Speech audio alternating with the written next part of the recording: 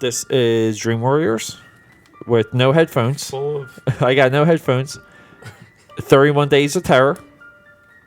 terror. Day 4. Day for Tom Petty. Tom Petty's dead. No. The reports that he's not dead. The reports He's of the your undead. He won't back down. The reports of your death have been greatly exaggerated. Who knows? When this comes out, it's kind of history because he's been dead, not dead for hours. Like since 3. It's like 11:30. No one really knows if he's dead. Lay stains with Mary Jane. He's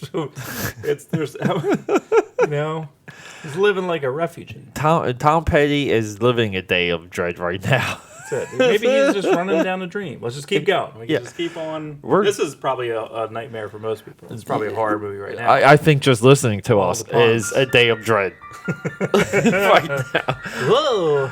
All Here right. we go. We're doing Gerald's game, Netflix streaming. Gerald's. Yeah. Gerald's. And this is a.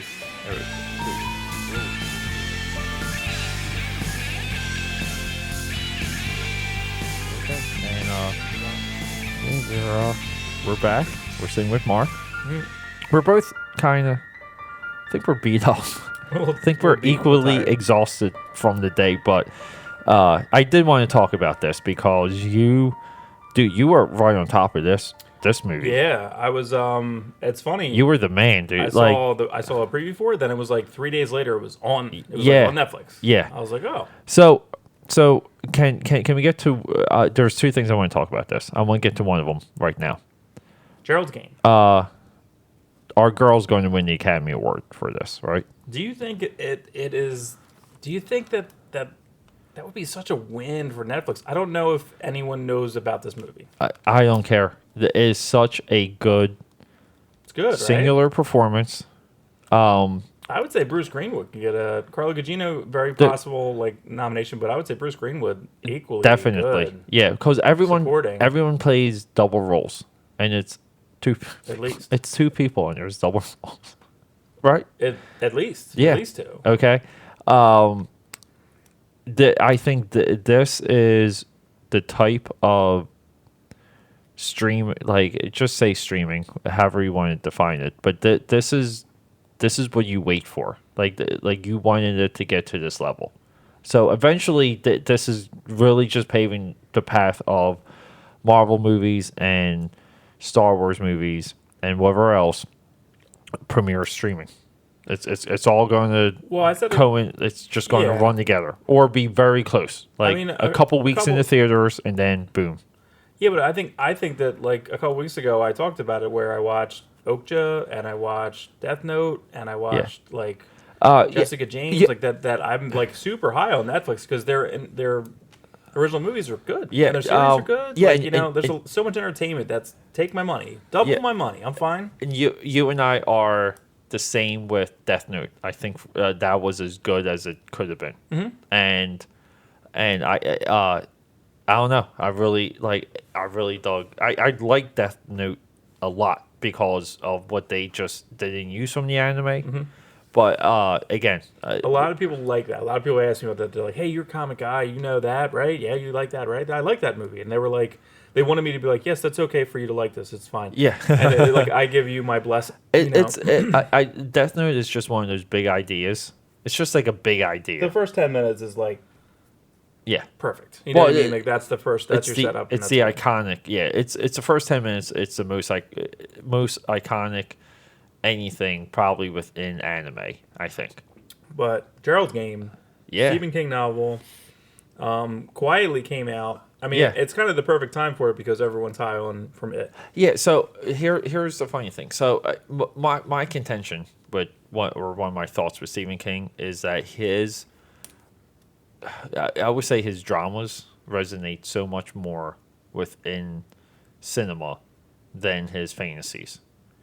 I believe it's going to fall apart. It will. I don't know how they can do part 2. Mm-hmm.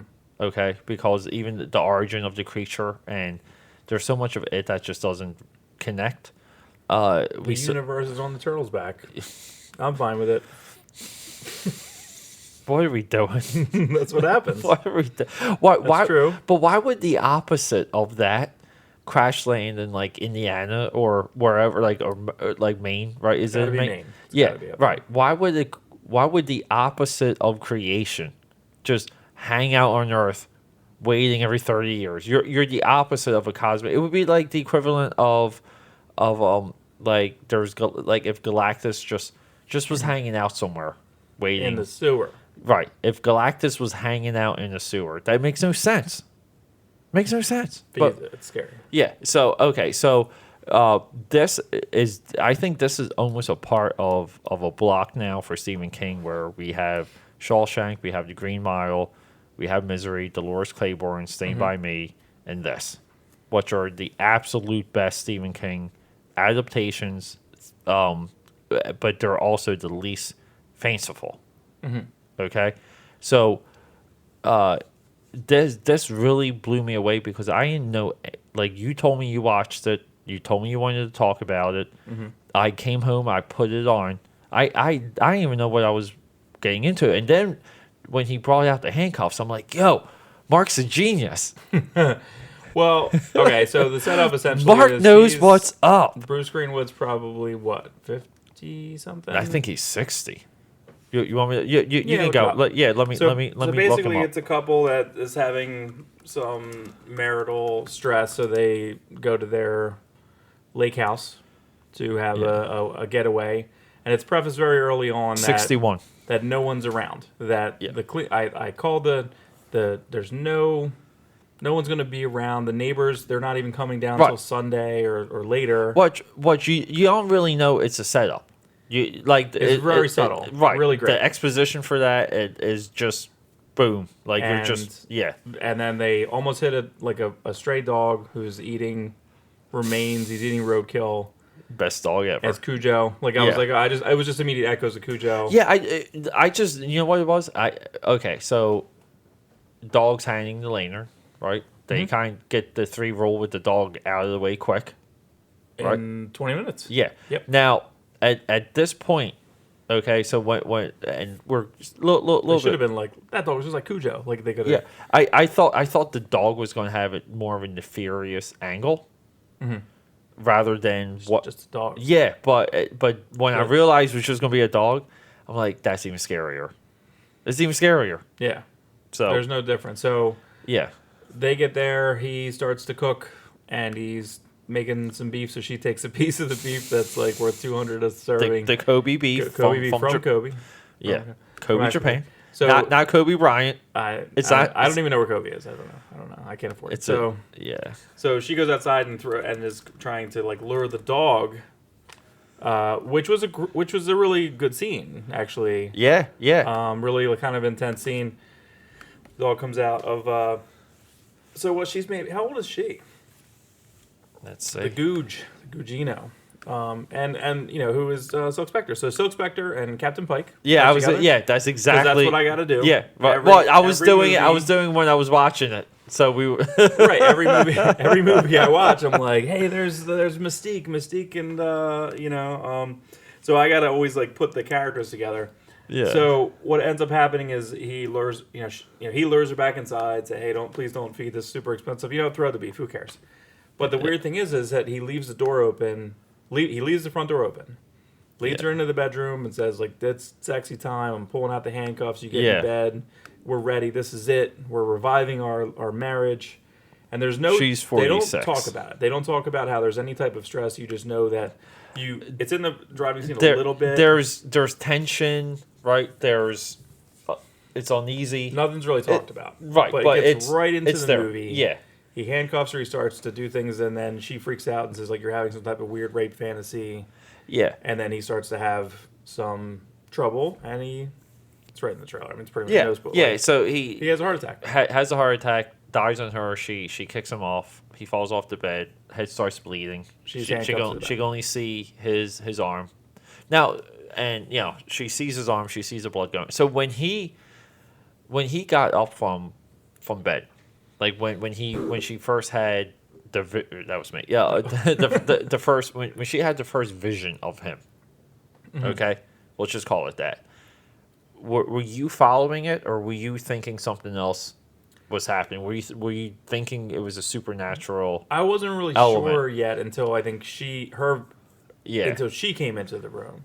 So essentially, because she's stuck yeah, and scared and thirsty and just like she starts to yeah, hallucinate a lot, yeah. a lot of things. There, Where, her husband comes back, but the one point you see him talking, and everything about their relationship is unfolded backwards, which I think is was really well written, yeah, really well done, explaining their tensions, explaining different times he told a really terrible joke, completely misogynistic joke at a party, and she's like, I wondered then if this is yeah, so they showed all yeah, these fun, interesting doubts, and then he turns it on her. Now he's not there, so she knows she's doing this behavior. So like he accuses her of all this behavior of you're cold and you're not warm to me and all this stuff. And remember, it's from her. It's in her mind. She's projecting him telling her that, so she knows she's doing this behavior. Yeah, and the funny thing is, I thought a lot of that, like a lot of that resonated. I thought a lot of that was like dead on.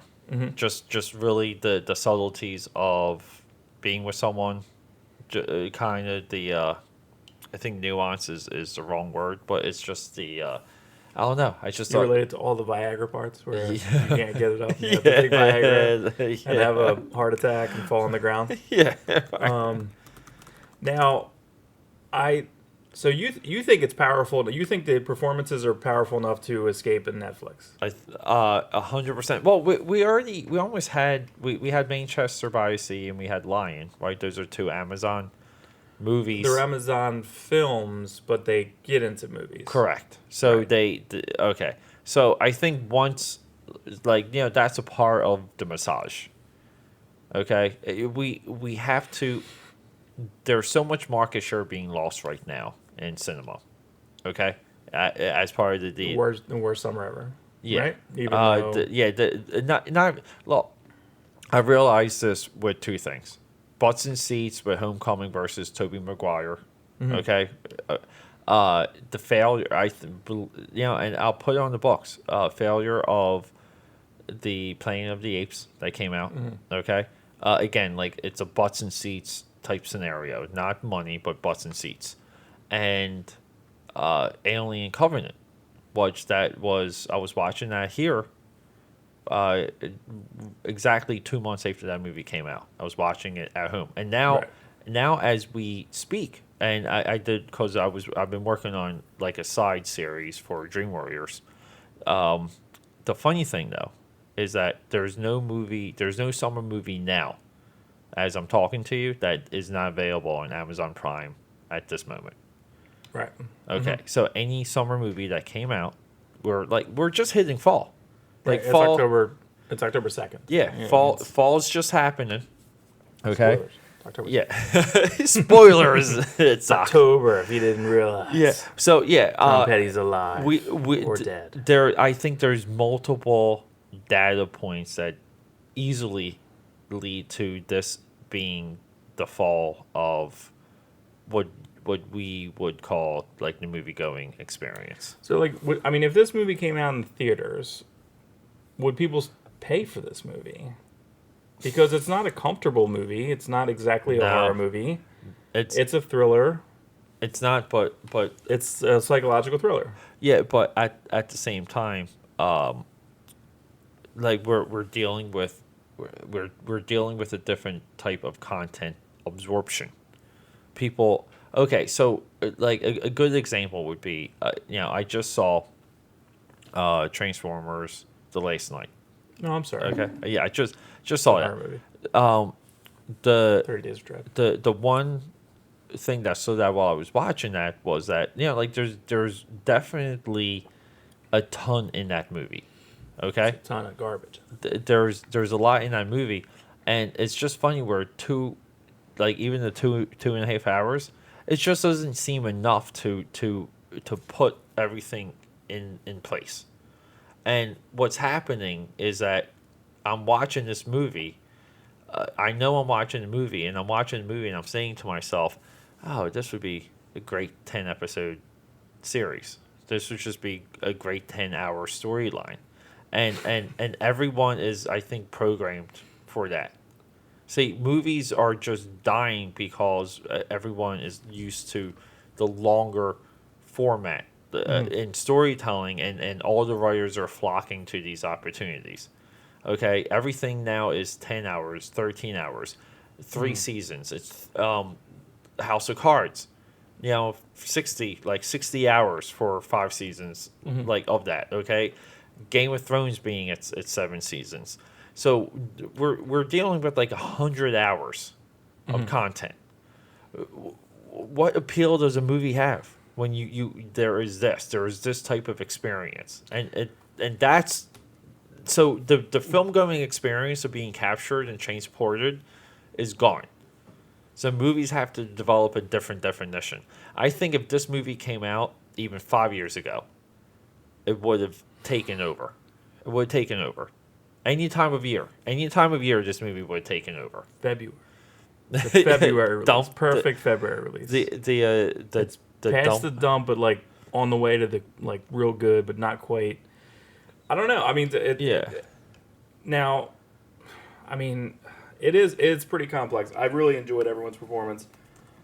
I'm surprised at how well directed it was, and surprised how good Henry Thomas was in it. Like that was kind of shocking and yeah. I mean, he was in. Now this guy's directed some horror movie which I've never seen. He directed Ouija 2. Yes. Which I know they're supposed to be great. Strangely great. Ouija 2, believe it or not, is on my list for the 31 Days of Dread. I'll watch that. Because I'm interested with this guy. Yeah. Oh, side note, have you seen Clown yet? No, we'll put that in too. Okay. I'll watch that. Yeah, please watch. Well, just to go back to your question of of what the appeal of like a 2-hour movie is, I'm busy. Like and to me, a lot of times I'm scared away from. I feel the same. I feel the same exact. Like, I'm scared away from when they're like, it gets good in the 3rd season. I'm like, well, I don't have 24 fucking hours to get to the 3rd season and watch 12 hours or whatever the fuck it is. Yeah. Like, I'm not doing that. Like, I'm just gonna be like, no, I'm okay. No, hey. I'll do it if it's stuff that I'm used to. Like, I really am struggling with Inhumans because I love Inhumans comic books. I've read Inhuman every here Inhuman. It comes. Here it comes. Here we go. Guess what, everyone? I read comics. Guess what? When I say I've read Inhumans comics, it means I've read every Inhumans comics, like every one, every incarnation, Uncanny Inhumans. Yeah. All of it. The Paul Jenkins. I've read. Oh, we just looked at the X Factor. Guess who's in that? Yeah, they're right there. It's in the Inhumans. You were really good with that X Factor annual. That's nuts. Like that was your. That's nuts. Yeah. So the Joe Mad story, or just side tangent. That Joe Mad story and that X Factor, is that pre or post Marvel Comics Presents? It's probably around the same time. So that's mailroom Joe Mad, as they like 17. Like yes, probably 17 years old. Yeah. Emulating Arthur Adams. Yeah. I love it. Yep. We like our Joe Mad. Would you like? Okay, would you say he was the last? Like, just if there was a concept of an X-Men artist leading style, he was able to get them to go to like. They sold so much when he was doing it that they went to like 18 pages. Yeah. And they were fine with it. They're like, we'll put it out every 2 weeks, just 18 pages, no problem. Okay. Yeah. And they did it. Like, they're like, yeah, we'll do that. And no backup, no nothing. Yeah. They just like charged, and we were paying for it. Yeah. So would you say that his run was the lace? Yeah, because I don't count of the great X-Men artists in a way, because the Kuberts are they're workhorses. Yeah, they're exactly. They work. They're not. Doesn't matter. They wouldn't have known the love. And Jared Jr. to a point is probably the same thing, where he wouldn't have known to do anything else in life. But here's the thing: JRJR style has hit characters that are only. Like when you think of some characters, you think. I think some Punisher icon. Like I would go with Punisher, Daredevil. Yeah. Okay. I always liked his Iron Man. Yeah. And Iron Wars 2. When it comes, when it comes to his DC work, though, I will say I do love his Joker. Yeah, that Joker one shot I did. I like his Joker. Good. Yeah, but okay. Back to this. So okay. So you're. So I'm happy we're documenting our love for something. Now, here's my one. I got 2 issues with this movie. Okay, one of them is the history of her and her father. Mm-hmm. I think it was little like too much. It really, I don't think it just uneasy. I don't think it fit. I don't think it explained her, other than just saying, hey, here's something traumatic. Like, here's something traumatic. I don't think it explained her at all. Okay? I think it explained the intimacy. I would go into like the intimacy issues. I think it would be a lot of that. Perhaps. Okay. Here's my other thing. When I covered my eyes when she like at the end with where her. Oh, that's great. Okay. Yeah. Did that and when she kind of like got free on the one side, I had to stop watching it. I couldn't finish it. Mm-hmm. I have yet to finish this movie because I'm unbelievably squeamish. Wow. So you have to tell me how this movie ends. See, you have to watch it because you have to tell me. No, I'm not going to. I don't think I can just. I really don't think I. Yeah, no, you have to watch it because I was going. I'm a little bit of a pussycat. You can tell me how it ends, and I can just. Yeah, like have it. And, no, I need you to watch it to see if So here, do you remember when the collector comes in? There's a monster. Yeah, death. Yeah, and now he's in Twin Peaks. That's the Giants, the firemen in Twin Peaks. Okay. So when I first saw him, I'm like, oh my god, because no one else is 8 foot tall and has a like a pituitary disorder that looks like that. No one looks like that guy. Yeah. And what happens is there's someone that comes into the room, which you believe it to be essentially the Grim Reaper, and he has a collection, and he's asking like for a donation, like, you know what I mean, and and at one point I believe she says they're going to find you, and the ring will be gone. Right. Yeah, because he takes trophies or whatever. Yeah. So what ends up happening is after, and I don't know if you got to this part. So when she's stuck, there's some idea. Oh, well, it goes back to her flashback. So her flashback is when a story is being told, she gets upset and she breaks the glass and her hand is bleeding. Yes. When she's a child, when she's 12 or 13. So this happens. So she says, "Okay, I need to break this glass that was giving her water and keeping her hydrated and keeping her alive. Essentially, break the glass. I'll put all the blood all over me." And she talked about killing her. Like she either attempted to kill herself, or she knows how much blood's going to come out if she pierces that. Right. That scene was really long, where she's cutting herself. But that's kind of. Yeah, I mean, I cannot. Super. You know what I did that was first? Gory. I muted, and I couldn't, and then I'm like, oh, it should be done by now. And I unmuted, and I kind of just like turned my hands. Yeah, and I'm just off. Like, I'm done. Like I couldn't do it. I just couldn't do it. I could not do it. It was pretty rough. But here's the thing. So and I'm so happy we're just having a real exchange here. If it ever comes off that I walk into something with preconceived notions or ideas and I can't be caught up in a movie and an experience, okay, like this is that. Like this movie affected me, and I had to just say enough. Like but that's interesting because now we're talking about streaming versus the movie. If you were in the theater with me, like we were in the theater like we were at Mother, and there's people like getting upset and like walking out and freaking out and take a long peek. Go people, refill my popcorn. I think people just walk out. Like I think people probably would have walked out. Yeah, and so here's the funny thing. We're also defining what it can be like at home.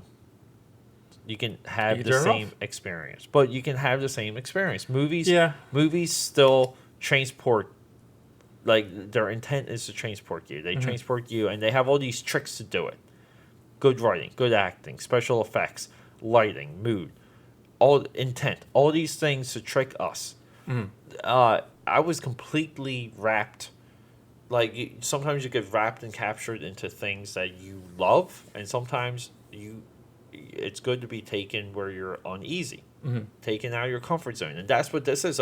So anyway, so tell me So basically, she goes in the other room and I think she either passes out for a little while, has another dream, comes out of the dream. She gets the keys to the car. The phone's dead. He even says, he's like, I didn't charge the phone.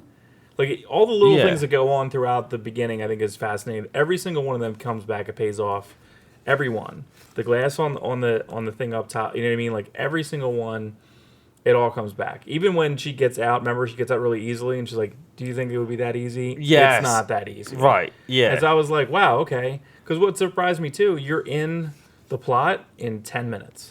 You're in the end point in 10 minutes. And you're like, oh, shit. Yeah, and I thought that... It's 2 hours. It's an hour and a half. Yeah, even when that happened, I'm like, yo, where's this going to go? How are we going to do this? How are we going to support this for an hour and a half? Yeah, where is this going to go? And look, I get the flashbacks. I get it, but it was almost... I don't know, but I think for that sort of thing and that relationship and that act and how that works in the real world, I really feel like it was probably accurate, which is why I just didn't like it. I'm like, why is this even here? This is making me more uncomfortable. For sure. Okay? I think the best scene, the most telling scene is when she breaks the glass in her hand and he takes her out of the room, and the mother looks at her, and I'm like, that's it. Yes. Because the mother knows what's going on the whole time. Yes. Unfortunately. Which is a lot of realistically. Of course. Yeah. And horrible. Yeah. So, I'm sorry. I keep trying to look up this one movie, but there's two movies that stood out when I was watching this that I kind of want to just give shout outs to. Have you seen Ryan Reynolds Buried? No. Okay. So that's a one-person movie. He's buried in the coffin. Incredible movie. Yeah. Okay. And the other one that really stood out with the dog and a little bit of that situation was Frozen, where the friends are on a ski lift. I was thinking of Olaf. No. Frozen. No. No, I don't think I've seen that one either. And that one is so they're on a ski lift, and it shuts down, and night falls, and they start to freeze. It's three friends, and wolves start to gather underneath of them, and one of them says, "Oh, I can survive if I jump," and the first person jumps and breaks their leg, and then it's just you're almost like, yo, what's the open water? Is that what that is? Yeah, open water. Open water is similar to that. Yeah, it's open water in the theater, and I remember people they screamed. They when the one shark goes by, there was a girl in the theater. She screamed. Yeah, screamed frightening. Yeah, open water. Open water was good. It's somewhat forgotten, but that's a legit movie. Yeah, a little independent movie, and there was and the thing what was kind of nuts about it was it was literally just about and I don't think did they say it was a true story? Did they do a Coen Brothers freak out? I'm pretty sure it was a true story. Which is something that's not uncommon for people to go on trips like that. To go on surveys and snorkeling, and they get left behind. It's not a uncommon thing. But that's why the ones for that you do, they say if you go to any of those places, there's resorts. Mm-hmm. The resorts have things set up for you with insurance and all these things that help people to follow rules and regulations. When people go off the beaten path and they think they're saving a buck and they think they're doing this and they're trying to be cute. Right. Those are the situations. That's the point of no return. Yeah. Well, the thing that I didn't like, and you kind of have to watch the rest of it, I think, because I almost want to say, feel free, just really, honest to God, feel free. You can do whatever you want with this movie. In my opinion, when she gets the keys, is it open? Is it kind of? Not exactly. Okay. And I think it has more to do with the wacky Stephen King novel stuff that might come in later that they try to just put in the movie. And they don't give it enough time, and that's where I was kind of like, yeah, this could have been two 2-hour movies. Yeah. Not one. Because what ends up happening is she gets in the car. She doesn't hydrate herself. She basically passes out as she's driving. She has a dream, and then the car hits a tree. Okay. And then you see people coming out after her, and then essentially there's all these stories that come out where the cops cover up that he died embarrassingly, that he's eaten by a dog. They bury him quietly, and this is all voiceover. She's like, yeah, and then everything was on the up and up. They did an investigation. They realized what happened. I didn't do anything wrong. I didn't murder him clearly. Right. So I won a ton of money. She started a foundation for girls, and she's counseling girls just like her. And and now she tells her story that she could never tell anyone ever. She tells it every single day. And then what's happening, which is the weird, is the guy who is the collector. Yeah. Gets convicted, gets arrested, and convicted, and then she goes somehow to the courtroom, and this is where the movie kind of goes off the rails for me. Yeah. And he's like about to be convicted, and she walks into the courtroom, which I think is impossible. Yeah. And we should just watch it right after this.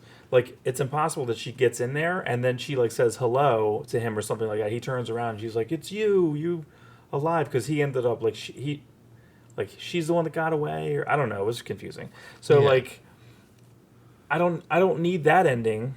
I don't need the serial killer ending that he wasn't mystical, that he was even there at all. Yeah. It didn't need to be that he was there at all. Right. I like it that he should have never been caught if he was even there. Right. And I don't think that she started a foundation for girls. And I think she died in the car crash. That's fine. Well, yeah. But I feel like the crazy Stephen King ending, he has to do a bunch of other Maine shit to it. I'm in Maine. We got to do this in Maine and Europe, and I don't get it. I don't need it. So just from seeing that, the way how I thought that movie was going to end, it took me I'm sorry, and if I was a little bit distracted, I had to dig this movie up because I wanted to get the name of the movie. I thought it was called The Route, but it's called Scenic Route. It's from 2013. It has Dane Fogler from Take Me Home Tonight. Okay.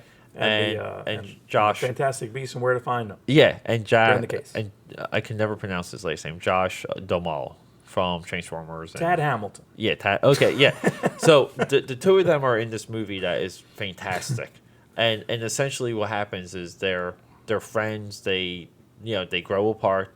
They go on the trip. Route. Yeah. Route. Yeah, I'm sorry. Yeah, I said route. I don't know. I think it's either one. Yeah, and they basically get caught in the desert by themselves, and they're going through the same thing, the dehydration, and what happens is at the end of the movie they get rescued, and you find out that they reconcile the differences, and they're he's helping his one, they're living together with the wife in the house, and then it circles back to they're still hallucinating. Mm-hmm. They hallucinated, and it just goes into this weird circle where it just ends, and you're like, oh, it's heartbreaking. Mm-hmm. And I thought that was what the angle was going to be for this. But these three movies, Scenic Route, Frozen, the non-Disney Buried. Frozen, and Buried, I think are all similar performances, tense situations. And they're probably all rated high. These are always rated high. These are always yeah, because it's still I still view it it's like a play. as It's like an actor. Yeah, It's an actor's performance. it's like the 12 Angry Men type scenario. What can we do in one room, in one environment, and in one situation? But no, okay. So maybe knowing that, I'll finish watching this, but I just couldn't do it. I love getting hit like that sometimes, where I'm just like, damn, well, that's damn! a lot of the weird torture porn. Yeah, that was the commonality of the Eli Roth films and a lot of movies right after that. A lot of the Rob Zombie limbs off movies, just limbs off or hit by a truck and just watch it. You know what I mean? Don't move the camera away. But look for as a filmmaker standpoint, just talking about Rob Zombie real quick, because again, everyone ignored his last few movies, and I feel like he's not doing that now. He's actually trying to do real atmosphere and real horror, just in what you're seeing, what you're not seeing, and just having horrific things on screen without it being gory. And I think he's done that for 2 movies. And what was the one before? You just reviewed one. No, it's 31, right? Which was the crowdfunded one, and the Lords of Salem. Right. Okay, and Lords of Salem. I mean, if you watch the movie and you don't think it really is a love letter to Kubrick, which, if you're going to write a love letter to anyone as just making a film, that's a good one. because the most Steven Spielberg love letters fall flat. Super 8, I'm looking at you. Right at you. I'm looking right at you. I'm looking at your ugly forehead, Super 8. Without Super 8, there would be no Stranger Things. You know what I mean? I agree. Yeah, sometimes. In a way. Yeah, well, sometimes you need stumbles like that to kind of align, like what the. You ever watch Super 8 and you think it's going to be better and it's not? I've done it like twice. Yeah, I've done it maybe about 3 or 4 times. I'm just like, yeah, so the elements are there. Yeah, there's Kyle Chandler's race right there. I'll tell you what's missing from that movie. It's the hook. Captain Panaka. To go ahead and be like, take a shot. I don't agree with these little kids on this. I think that sums up with the trains. I don't agree with the kids on this. Yeah, I just think Super 8 misses the hook. You or it could be J.J. Abrams' terrible monster designer. What's his name? Neville Page, I think. Neville Page is the guy that worked with him. Yeah, no good. He's the one that did the creature from Star Trek, which is the same looking creature. They're all the same. It's the Cloverfield I call it monster. bubblegum design because it looks like just chewed, like hanging bubblegum with like a big mouth, but it's just like. Well, they did the same thing with his tumbly guys. They weren't fun either. Yeah, they were... the Rathgars and Force Awakens. I was like, come on. Why do you know their names? Because it's a Star Wars movie. I know all of it. Why do you know Rathgars. Do you know, everyone's asked me, because, we'll have chain emails at work, and I'll just, put a little picture of the porgs in there. Like, what the hell is that? Is that a penguin? What is that?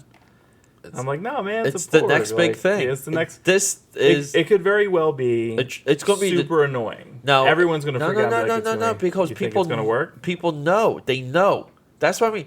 These movies are so well designed. Mm-hmm. We were talking about a little bit just before we were, recording. They know. They know exactly... Look, Force Awakens is such a brilliant, reboot, continuation. The most brilliant of those that we've ever seen might be the most brilliant that we will see, period, because they couldn't even continue Star Trek in a good way. Still can't.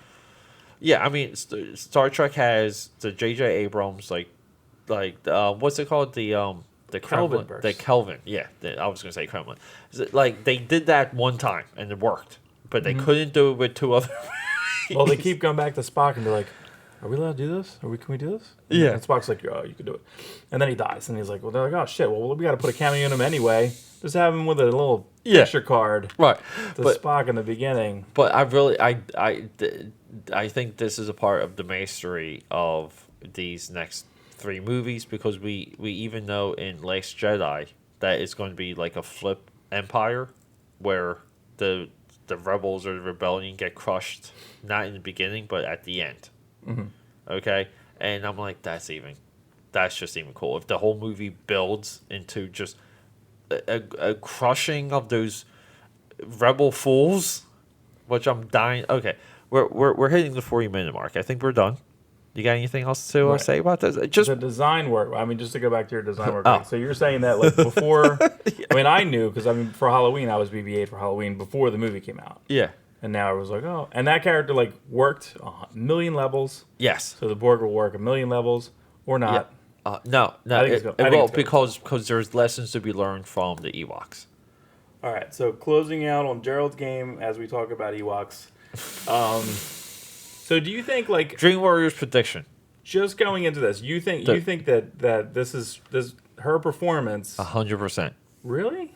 100%. What do you think that says about just females in movies? Oh, well, I've been saying this for years. There's never enough to even be nominated. It should be 3. It should be a 3 nomination category. It should be Dame Judi Dench.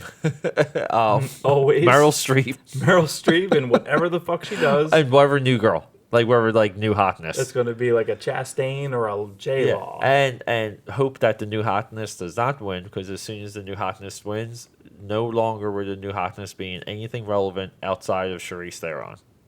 Mm. And she's the exception, not the rule. But she won the Oscar because she was ugly. Yes. No, it's not because she won for Monster. No, she won because she was brave. Oh. Isn't that the same thing? She was brave to be in that movie. Ugly. To be ugly, yeah. Oh, that's so confusing. Hollywood, you're just really confused. With that being said, Oscar. Is Gal Gadot going to be nominated for Wonder Woman? No. Not even, no. No. Because you know why? Even though people ripped them apart for it, they agree with what Cameron said. That movie's low-hanging fruit, period. It's just for that movie to get attention. It's a layup. It's not a 3-pointer. It's a layup. It's Wonder Woman. Of course, it's going to be like this thing. And it added nothing to it. It just did what it was supposed to do. Yeah, but I think that all the other ones failed. I think that Man of Steel fails. It doesn't matter. Fails. It doesn't matter because we already had bad Superman movies before. We had bad Batman movies before. Mm-hmm. Yeah, we would have had one. We had Supergirl, and we never had another one. And this is probably going to be the greatest Wonder Woman movie. Period. Probably. Yeah. It's not going to be like who cares? I don't care about 2. You need the balance. You need the balance of Pine, but without Pine in the second one, I hate to break it to you, but like I feel like you needed that levity. I just think it's weird that they're pushing her outside of the market. She's not central in the marketing for Justice League, and I think that's a huge mistake because they're so close, and she's so big right now. And I underestimated what the character's appeal would be if that was a good movie. Just doesn't know what they're doing. Amazingly. Yeah, it's I don't know. I mean, they're one of the only studios that are regularly profitable. Like I would say like Fox and Sony. Well, not even Fox, but like Sony doesn't know what they're doing. Sony's who has Blade Runner? I don't even know for sure. Yeah, did you? We're way off. Did you know that Blade Runner was in rights hell? That's why it took so long for another movie to even. Yeah, that was like a Spider-Man scenario. There were so many people grabbing for the rights, and when they made this one, they we'll talk more about this. We're doing a Blade Runner episode this week. This coming week. This is a loaded week. We're doing a Blade Runner episode, and then we're going to do a Blade Runner 2049 review. But the thing is, there was in the rights release for this, there was conditions on the nature of the movie. It could not have been a reboot, could not be a remake. It had to be a continuation, but it had to there was like even parameters within the type of there was clauses in the exact type of sequel it could be. Which is kind of like hopeful, like it's like but in a weird way, is it unoriginal because it's like it's Force Awakens? No, like I mean it's not because they put the right people on it. Yeah, but like, there's so much. When I first heard about it, they're like, we're gonna get Harrison Ford and bring him out of retirement. Like, well, he was just in another movie that he was in 30 years ago. Yeah, like it's like to me it was kind of the same. I don't know. Thing. I just like it's like 1 year apart. Just getting, was 82, but even getting to that, like people could say Force Awakens is an original, but if you just made a column, 2 columns, and you put original things in Force Awakens, and you would only have a couple things from the previous movies, okay, and you would have a load of original, okay, and I think you always focus on the unknown when you go into a movie, like focus because it is a little bit obvious, because some things are coming out that the Blade Runner, there's very little seen in that movie. Like the same shots are getting repeated. It's like there's very little in the promotional material. Yeah, like there's very little seen in that, and now I'm just like, wow, like what's going to happen after the first 10 minutes? Because I feel like that's all we've seen. Yeah, he's genius. See, I think it's gonna work. I think he is, dude. Arrival just sealed the movie with that guy with me. But anyway, so everyone go see this movie. Get a Netflix subscription. You already have one. Everyone has one, or everyone has Let's their friend's password. Yeah. Well, you can give out up to five now. That's true. Yeah. So watch it. See if you can get through the part with the hand. You'll know what we're talking about when it happens. All right. You're doing great. This is Dream Warrior signing off. Whoa. Everyone have a good night.